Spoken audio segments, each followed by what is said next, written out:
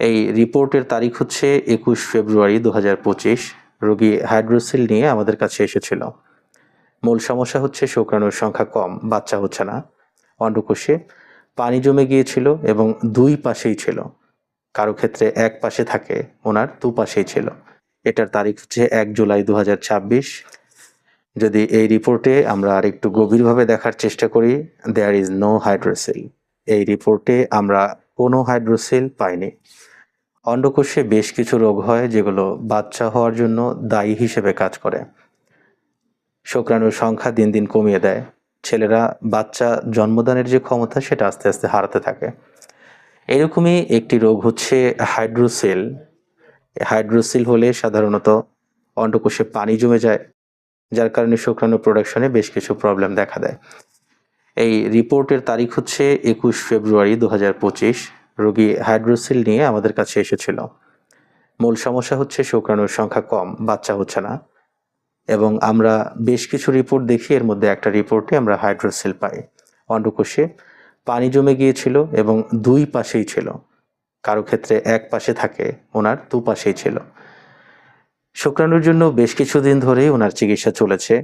তবে আমরা আজকে যে রিপোর্টটি দেখাতে চাচ্ছি সেটি হচ্ছে ওনার হাইড্রোসিল সম্পূর্ণ আরোগ্য হয়ে গেছে। আমরা যদি আরও একটি রিপোর্ট দেখার চেষ্টা করি, এটার তারিখ হচ্ছে 1 জুলাই 2026। রোগী আমাদের কাছে এসেছিল কয়েক মাস আগে। আমরা বেশ কিছু পরীক্ষা করিয়েছি, ওনার ডুপ্লেক্স স্টাডিও করিয়েছি, এবং প্রবলেম আমরা যেগুলো পেয়েছি, relatively small both testis with inhomogeneous parenchyma, no evidence of varicocele, normal Doppler study of testicular arteries. মোটামুটি সবগুলোই ঠিক আছে। অন্ডকোষের সাইজ স্বাভাবিকের চেয়ে একটু ছোট আছে। যদি এই রিপোর্টে আমরা আর একটু গভীরভাবে দেখার চেষ্টা করি, দেয়ার ইজ নো হাইড্রোসিল। এই রিপোর্টে আমরা কোনো হাইড্রোসিল পাইনি। রোগীর হাইড্রোসিল আলহামদুলিল্লাহ পরিপূর্ণ স্বাভাবিক হয়ে গেছে। দুইটি পরীক্ষাই একটি হসপিটাল থেকেই করা হয়েছে। কোন হসপিটাল থেকে করা হয়েছে আপনারা দেখতে পাচ্ছেন, এবং এখানে রোগীর যাবতীয় তথ্য দেওয়া আছে। এরপরেও কিছু লোক, যাদের মাথায় বুদ্ধি কতটুকু আছে আল্লাহই ভালো জানে, বলে রিপোর্টগুলো নিজেরা করে এরপরে দেখায়। তাদের জন্য আমাদের কোনো কথা নেই, যারা বিবেক থাকতেও বোঝে না। এখানে পেশেন্টের আইডি নাম্বার, হসপিটালের নাম, কোন ব্রাঞ্চ থেকে করা হয়েছে, রিপোর্টটা কে করেছে, প্রত্যেকের নাম সহ সব কিছুই ডিটেলস আমরা দিচ্ছি। যদি কেউ সেই হসপিটালে কর্মরত থাকেন, আপনারাও যাচাই করে দেখতে পারেন এই আইডি নম্বর দিয়ে।